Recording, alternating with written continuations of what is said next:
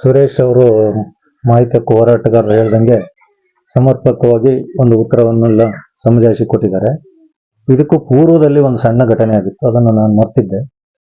ಈ ಕಳೆದ ಜಾತ್ರೆ, ಹಿಂದಿನ ಜಾತ್ರೆಯಲ್ಲಿ ನಾವು ಸುಭಾಷ್, ಷಣ್ಮುಖ, ಪ್ರವೀಣ, ಸುಮಾರಷ್ಟು ಹೋರಾಟಗಾರರು ಹಾಲಪ್ಪ ಅವರ ಸಮಕ್ಷಮದಲ್ಲಿ ಒಂದು ಹೋರಾಟವನ್ನು ಮಾಡಿ ಈ ಮಾರಿಕಾಂಬಾ ಜಾತ್ರೆ ಸಮಿತಿಯನ್ನು ಬದಲಾವಣೆ ಮಾಡಬೇಕು, ಮತ್ತೆ ವ್ಯವಸ್ಥೆಯನ್ನು ಕೂಡ ಬದಲಾವಣೆ ಮಾಡಬೇಕು, ಭ್ರಷ್ಟಾಚಾರಗಳ ಇದಾಗಿದೆ, ಆ ಬದಲಾವಣೆ ಮಾಡಿ ಅಂತ ಹೇಳಿದಾಗ ಅವರು ಎಸಿಗೆ ಒಂದು ಆಡಳಿತ ಉಸ್ತುವಾರಿಯನ್ನು ಕೊಟ್ಟಿದ್ರು. ಅದಕ್ಕೆ ಪೂರಕವಾಗಿ ಕೂಡ ಇವರು ಎಸಿಯಲ್ಲಿ ದಿನನಿತ್ಯ ಲೆಕ್ಕವನ್ನ ಕೊಟ್ಟಿದ್ರು. ಆ ನಂತರದಲ್ಲಿ ಈಗ ಇತ್ತೀಚೆಗೆ ಅವರು ಈ ಕಳೆದ ಜಾತ್ರೆಗೆ ಸಂಬಂಧಪಟ್ಟಂಗೆ ಲೆಕ್ಕಪತ್ರಗಳನ್ನ ಸೀದಾ ಏನು ಕೊಟ್ಟಿದ್ದಾರೆ ಲೆಕ್ಕಪತ್ರಗಳನ್ನ ಅದನ್ನ ಸಾರ್ವಜನಿಕರಿಗೆ ಮಂಡನೆ ಮಾಡ್ದಂಗೆ ನನ್ನ ಗಮನಕ್ಕೆ ಯಾವುದು ಬಂದಿಲ್ಲ. ಸೀದಾ ನ್ಯಾಯಾಲಯಕ್ಕೆ ಒಂದು ಆಡಿಟ್ ಅನ್ನು ಮಾಡಿ ತಂದು ಕೊಟ್ಟಿದ್ದಾರೆ. ಅದು ನಮ್ಮ ಗಮನಕ್ಕೂ ಕೂಡ ಯಾವುದು ಬಂದಿಲ್ಲ. ಕೋರ್ಟಿಗೆ ಅವರು ಲೆಕ್ಕಪತ್ರನ ಒಪ್ಪಿಸಿದ್ದಾರೆ. ಆದ್ರಿಂದ ಇದಕ್ಕೆ ಸಂಬಂಧಪಟ್ಟಂಗೆ ಅವರು ಕೂಡಲೇ ಲೆಕ್ಕಪತ್ರಗಳನ್ನ ಸಾರ್ವಜನಿಕವಾಗಿ ಮಂಡನೆ ಮಾಡಿ ಒಂದು ಸಭೆ ಕರೆದು ಪ್ರಕಟ ಮಾಡಬೇಕು ಅಂತೇಳಿ ಒಂದು. ಎರಡನೇದಾಗಿ ಅವರು ಟ್ರಸ್ಟ್ನ ನಿಲುವಿನ ಬಗ್ಗೆ ಕೂಡಲೇ ಒಂದು ಟ್ರಸ್ಟ್ ನಿಲುವಿನ ರಚನೆ ಸಂಬಂಧವಾಗಿ ಆ ಒಂದು ವಿವಾದಾಂಶವನ್ನು ಕೈ ಬಿಡಬೇಕು ಅಂತೇಳಿ ನಾವು ಕೇಳ್ಕೊಂತೀವಿ. ಈ ಮಾರಿಕಾಂಬಾ ಸಮಿತಿ ಏನು ಹಿಂದಿಂದ ನಡ್ಕೊಂಡು 100 ವರ್ಷಗಳಿಂದ ನಡ್ಕೊಂಡು ಬಂದಿತ್ತು, ಅದೇ ರೀತಿಯಿಂದ ನಡ್ಕೊಂಡು ಬಂದು ಹೊಸದಾಗಿ ಸಮಿತಿ ಮಾಡಿದ್ರೆ ನಮ್ಮದು ಯಾವುದೇ ಕೂಡ ತಕರಾರು ಇರಲ್ಲ. ಎಲ್ಲಾ ಸಮುದಾಯದವರನ್ನ, ಎಲ್ಲ ಆಸಕ್ತರನ್ನ, ಅರ್ಹರನ್ನ ಒಟ್ಟು ಸೇರಿಸ್ಕೊಂಡು ಸಮಿತಿ ಮಾಡಿದ್ರೆ ನಮ್ಮ ಯಾವುದೇ ಒಂದು ಹೋರಾಟಕ್ಕೆ ನಾವು ಸದಾ ಬೆಂಬಲವನ್ನು ಕೊಡ್ತೇವೆ.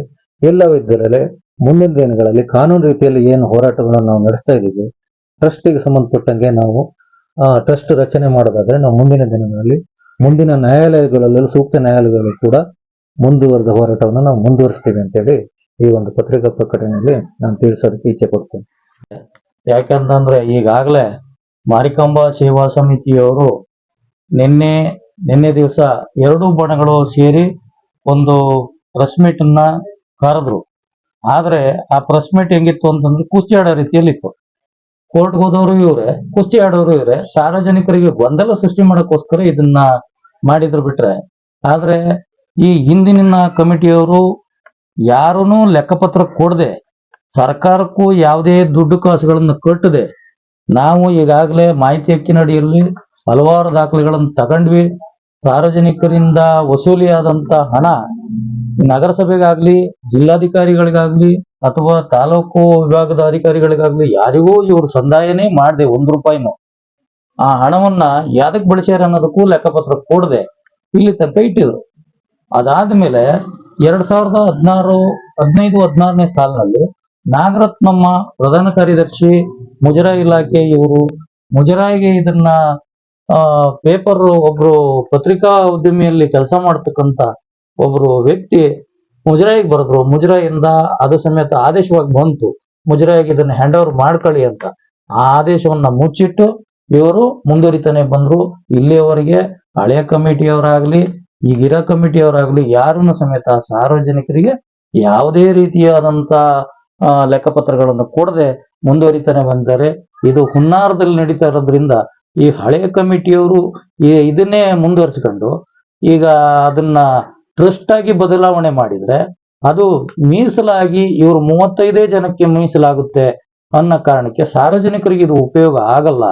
ಸಾರ್ವಜನಿಕರಿಗೆ ಉಪಯೋಗ ಆಗಬೇಕು, ಸಾರ್ವಜನಿಕರಿಗೆ ಗಮನಕ್ಕೆ ಲೆಕ್ಕಪತ್ರಗಳು ಬರಬೇಕು ಅನ್ನೋ ಕಾರಣಕ್ಕೆ ನಾವು ಸಾರ್ವಜನಿಕ ಹಿತಾಸಕ್ತಿ ಯಾರ್ದಾರು ಅರ್ಜಿ ಇದ್ರೆ ಅಪೀಲ್ ಹಾಕಬಹುದು ಅಂದಾಗ ನಾವು ಸಮೇತ, ನಾನು, ಬಂಗಾರಪ್ಪನವರು, ಎಂ ರಾಜಶೇಖರ್ ಅವರು, ಗೋಪಾಲ್ ಅವರು, ಕೆಲವರು ಒಂದು 5 ಜನ ನಾವು ಸಾರ್ವಜನಿಕ ಹಿತಾಸಕ್ತಿ ಅರ್ಜಿಯನ್ನ ಜಿಲ್ಲಾ ನ್ಯಾಯಾಲಯದಲ್ಲಿ ಪ್ರಕರಣವನ್ನ ದಾಖಲೆ ಮಾಡಿದ್ವಿ. ಆ ದಾಖಲೆ ಇನ್ನೂ ಇತ್ಯರ್ಥ ಆಗಕ್ಕಿಂತ ಮುಂಚೆನೆ ಇವರು ಒಬ್ಬರ ಮೇಲೊಬ್ರು ಕೆಸರು ಎರಚಾಟವನ್ನ ಶುರು ಮಾಡ್ತಿದ್ದಾರೆ. ಇದು ಸರಿಯಾದ ರೀತಿ ಅಲ್ಲ. ಯಾಕಂತಂದ್ರೆ ಅವ್ರ ಲೆಕ್ಕಪತ್ರ ಕೊಡ್ಬೇಕಿತ್ತು, ಹಳೆ ಬಾಡಿ ಡಿಸಾಲ್ವ್ ಮಾಡ್ಬೇಕಿತ್ತು, ಹೊಸ ಕಮಿಟಿಯನ್ನ ರಚನೆ ಮಾಡ್ಬೇಕಿತ್ತು ಅನ್ನೋದು ನಮ್ಮ ಉದ್ದೇಶ ಆಗಿದೆ. ಆದ್ರೆ ಇವರು ಹಳೆ ಕಮಿಟಿನೇ ಬಿಟ್ಟು ಕೊಡದೆ, ಲೆಕ್ಕಪತ್ರನೂ ಕೊಡದೆ, ಸರ್ಕಾರಕ್ಕೂ ಹಣ ಸಂದಾಯ ಮಾಡದೆ ಕೂತಿರೋದ್ರಿಂದ ಈಗ ಅದನ್ನ ಮುಜರಾಯಿ ಕೊಡ್ಬೇಕು ಅನ್ನೋದು ನಮ್ಮ ಇದಿದೆ, ಏನು ಒತ್ತಡ ಇದೆ. ಅಕಸ್ಮಾತ್ ಅವರು ಒಳ್ಳೆ ರೀತಿಯಲ್ಲಿ ಈಗ ಯಾರು ಕೋರ್ಟ್ಗೆ ಹೋಗಿದ್ದಾರೆ ಅವ್ರನ್ನೆಲ್ಲರನ್ನೂ ಒಳ ಸೇರಿಸಿ ಅವ್ರನ್ನ ಒಳಗಡೆ ಸೇರಿಸ್ಕೊಂಡು ಅವರಿಗೆ ಒಳ್ಳೆ ಕಮಿಟಿ ಮಾಡಿದ್ರೆ ಈ ತಕರಾರುಗಳು ಯಾರಿಗೂ ಬರ್ತಿದ್ದಿಲ್ಲ. ಮನೆ ಬಂದಂತೆ ಇವರು ಹಳೆ ಕಮಿಟಿಯವರು ಇಷ್ಟ ಬಂದವ್ರಿಗೆ ಮಾತ್ರ ಕಮಿಟಿಯಲ್ಲಿ ಇಟ್ಕೊಂಡು ಇವ್ರ ಮನೆಯವರು ಇವ್ರ ಕುಟುಂಬದವ್ರನ್ನ ಮಾತ್ರ ಇಟ್ಕೊಂಡು ಮುಂದುವರಿಸ್ತಾ ಇರೋದ್ರಿಂದ ಇದು ಸಾರ್ವಜನಿಕರಿಗೆ ವೈಮನಸ್ಸು ಶುರು ಆಗಿರೋದ್ರಿಂದ ಕೋರ್ಟ್ ಮೆಟ್ಲು ಹತ್ಬೇಕಾಯ್ತು. ಕೋರ್ಟ್ ಮೆಟ್ಲು ಹತ್ತಿದೀವಿ. ಈಗ ಇವರು ಮುಂದಿನ ದಿನಗಳಲ್ಲಿ ಲೆಕ್ಕಪತ್ರ ಕೊಟ್ಟು ಹಳೆಯ ಕಮಿಟಿಯನ್ನ ಡಿಸಾಲ್ವ್ ಮಾಡಿ ಅಂದ್ರೆ ತೆರವು ಮಾಡಿ ಹೊಸ ಕಮಿಟಿಯಲ್ಲಿ ಹಳೆಯ ಕಮಿಟಿಯವರು ಈಗೇನು ಸ್ಥಾನಮಾನಗಳನ್ನ ಪಡೆದಿದ್ರು ಅವರು ಆ ಸ್ಥಾನಮಾನಗಳನ್ನ ಬಿಟ್ಟುಕೊಟ್ಟು ಹೊಸ ಕಮಿಟಿಯವರಿಗೆ ಆ ಸ್ಥಾನಮಾನಗಳನ್ನ ಹಸ್ತಾಂತರಿಸಬೇಕು. ಮತ್ತೆ ಈ ಮುಂದಿನ ದಿನಗಳಲ್ಲಿ ಅವರು ಯಾವತ್ತೂ ಅವ್ರ ಸಹಕಾರ ಇದ್ದೇನೆ ಕಾರ್ಯ ನಡೀತಾ ಇರ್ತತಿ. ಆದ್ರೆ ಹಳೆ ಕಮಿಟಿಯವರು ಪೂರ್ತಿಯಾಗಿ ಹೊರಗೋಗ್ಬಿಡಿ ಅಂತ ಯಾರೇನ್ ಸಾರ್ವಜನಿಕರು ಹೇಳಿಲ್ಲ. ಈಗ ಹೊಸ ಕಮಿಟಿ ಬರೋರು ಹೇಳಿಲ್ಲ, ಕೋರ್ಟು ಹೇಳಲಿಲ್ಲ, ಯಾವುದೇ ಸರ್ಕಾರನೂ ಹೇಳಿರ್ಲಿಲ್ಲ. ಆದ್ರೆ ಇವರು ಉದ್ದೇಶಪೂರ್ವಕವಾಗಿ ಮನೆಯವರು ಅವರ ಕುಟುಂಬದವರನ್ನ ಟ್ರಸ್ಟಿಗೆ ತಗೊಂಡು ಅದನ್ನ ಅವ್ರ ಕಬ್ಜೆಗೆ ತಗೊಳ್ಳೋ ವ್ಯವಸ್ಥೆ ಹುನ್ನಾರ ನಡೀತಾ ಇರೋದ್ರಿಂದ ಈಗ ಇದನ್ನ ಸರ್ಕಾರಕ್ಕೆ ವಹಿಸ್ಬೇಕು ಅನ್ನೋದು ನಮ್ಮ ಒಂದು ಅಭಿಲಾಷೆ. ಯಾಕಂತ ಅಂದ್ರೆ ಸರ್ಕಾರಕ್ಕೆ ಕೊನೆ ಹಂತದಲ್ಲಿ ವಹಿಸುವಂತ ವ್ಯವಸ್ಥೆ ಯಾಕಾಯ್ತು ಅಂತಂದ್ರೆ ನಾವೀಗಾಗ್ಲೇ ಕೋರ್ಟ್ ಪ್ರಕರಣದಲ್ಲಿ ಈಗ ಜಿಲ್ಲಾ ನ್ಯಾಯಾಧೀಶರ ಸಮ್ಮುಖದಲ್ಲಿ ನಾವು ಹೇಳಿದೀವಿ, ನಮ್ದು ಯಾವ್ದು ತಕರಾರು ಇರ್ಲಿಲ್ಲ. ಇವರು ಕೋರ್ಟ್ ಕೇಸನ್ನು ಹಲ್ಲುಗಳದು ಈಗ ಮುಜರಾಯಿ ಇಲಾಖೆಯಲ್ಲಿ ಆದೇಶ ಆಗಿದ್ದನ್ನ ಸಾರ್ವಜನಿಕರಿಂದ ಮುಚ್ಚಿಟ್ಟು ಇವರು ಇದನ್ನೆಲ್ಲ ಮಾಡಿ ಹುನ್ನಾರ ಮಾಡಿರೋದ್ರಿಂದ ನಾವು ಇವರು ಜಿಲ್ಲಾಧಿಕಾರಿಗಳು ಅಥವಾ ಉಪವಿಭಾಗಾಧಿಕಾರಿಗಳ ನೇತೃತ್ವದಲ್ಲಿ ಈ ಸಮಿತಿಯನ್ನ ರಚನೆ ಮಾಡಬೇಕು. ಈಗಿರುವಂತ ಸಮಿತಿಯನ್ನ ತೆರವುಗೊಳಿಸಬೇಕು. ಲೆಕ್ಕಪತ್ರಗಳನ್ನ ಸರಿಯಾದ ರೀತಿಯಲ್ಲಿ ಜಿಲ್ಲಾಧಿಕಾರಿಗಳು ಹಾಗೂ ಜಿಲ್ಲಾ ಲೆಕ್ಕಪತ್ರ ಪರಿಶೋಧಕರು ನಡೆಸಬೇಕು. ಮತ್ತೆ ಅಮ್ಮನವರ ಕೃಪೆಯಿಂದ ನಾವಿಲ್ಲಿ ತನಕ ಕೇಸನ್ನು ನಡೆಸಿದೀವಿ.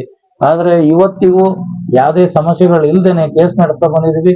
ಮುಂದಿನ ದಿನಗಳಲ್ಲೂ ಸಮೇತ ಅವರು ಮಾರಿಕಾಂಬಾ ಸೇವಾ ಸಮಿತಿಯವರಾಗ್ಲಿ, ಈಗ ಮಾರಿಕಾಂಬಾ ಹಿತರಕ್ಷಣಾ ಸಮಿತಿಯವರಾಗ್ಲಿ, ಸಾರ್ವಜನಿಕರಾಗ್ಲಿ ಒಟ್ಟು ಸೇರಿ ಮಾಡೋದ್ರಿಂದ ಇಲ್ಲಿ ಯಾವುದೇ ಸಮಸ್ಯೆ ಬರಲ್ಲ ಅನ್ಕೊಂಡಿದೀವಿ ನಾವು.